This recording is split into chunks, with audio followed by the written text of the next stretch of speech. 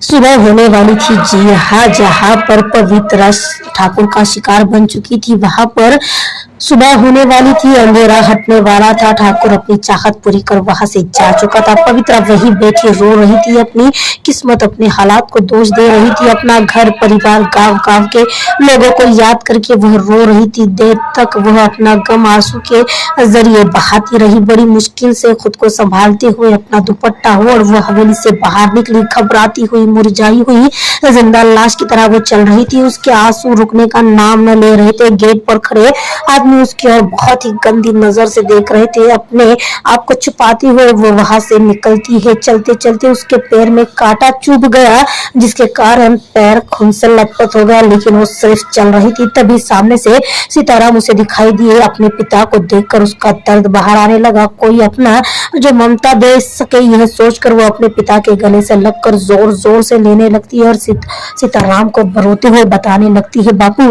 बापू वो ठाकुर ठाकुर ने मेरे साथ। तब सीताराम पवित्रा की बात पूरी हो इससे पहले कहने लगता है, मुझे पता है और मैंने ही तुझे वहां भेजा था।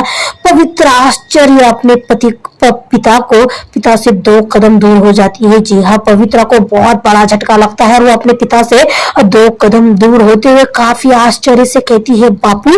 जिस पर सीताराम बिना किसी दुख के लकीर के साथ कहता है, अरे पगली, तेरे इस त्याग के बदले में मालिक हमें पैसा अनाज सब कुछ देने वाले हैं। पवित्रा रोते हुए कहती कि तो आपने मेरा सौदा किया था। सीताराम पवित्रा को समझाने की कोशिश करने लगा, पर पवित्रा आज अपने ही बाप पर आग बबूला हो उठी थी। तब अपनी गलती मानने की बजाय सीताराम कहते हैं कि हाँ, मैंने किया तेरा सौदा, पेट की आग मिटाने के लिए, परिवार की भूख मिटाने के लिए, मर मर की जिंदगी से बचने के लिए किया मैंने तेरा सौदा, और इसके पीछे भी परिवार का सुख छुप छुप छिपा था। पवित्रा तब अपने पिता को जवाब देती है, परिवार का सुख? अपनी बेटी को हैवान के हाथों बेच कौन सा परिवार का सुख पा लिया आपने? इससे परिवार का सुख नहीं, आपके शराब की लत छिपी है। शराब की भूख मिटाने की आग ने आपसे आपकी बेटी बिकवा दी। कैसे बाप है आप जो अपनी लत के चलते अपने ही औलाद को अपने।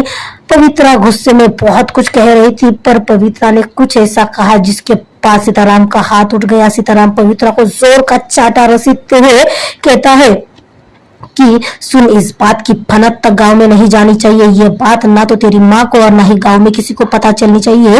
ये सुन पवित्रा को गुस्सा आता है और वो गुस्से से कहती है, नहीं, मैं अपने ऊपर हुए अन्याय को नहीं सहूंगी। मैं न्याय मांगूंगी, ठाकुर के खिलाफ आवाज उठाऊंगी, ठाकुर को ऐसा सबक सिखाऊंगी कि जिंदगी में दोबारा किसी के साथ ऐसी हरकत करने का तो दूर वो सोचेगा तक नहीं। लड़ूंगी, मैं अपने साथ हुए अन्याय का हिसाब लूंगी। ठाकुर ने जो मेरे साथ किया है उस अन्याय का बदला लूंगी मैं।